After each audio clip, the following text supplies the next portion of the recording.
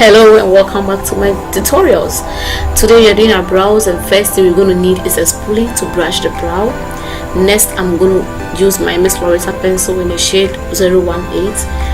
The first thing I do is to draw a base line following my brow shape, and I'll draw the second line on top above the brow, and then they all meet at the end of my brows. Okay, just follow the shape of your brow.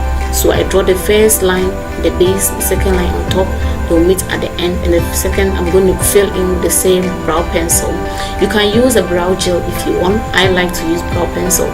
The next thing I'm going to do is to pick another pencil, and with this one I want it to be very pointed, so I can draw some tiny little lines at the front part of my brows, so it will look like there are some small tiny hairs there, which you all know I don't have.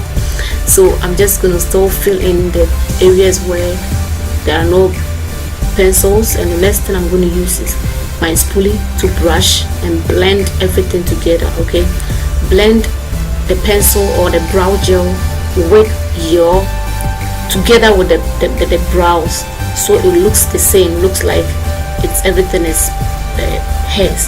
The next thing I'm going to do is use my Miss Lauretta, and with my angled brush I'm going to pick my Miss Lauretta concealer. This is in the shade 101, and then I'll draw following the base line, just like how we did for the pencil.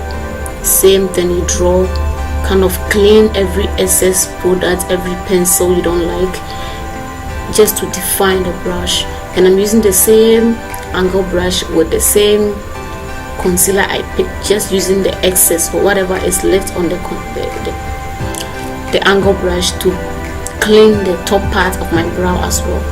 Then when I'm done, the next thing I'm going to do is to use my pointed foundation. This one is from Real Technique, and it's a pointed foundation brush to blend everything together. So I'm blending the concealer into the skin together. Yeah guys, try and blend everything together. Yeah, I think this is the end of the video.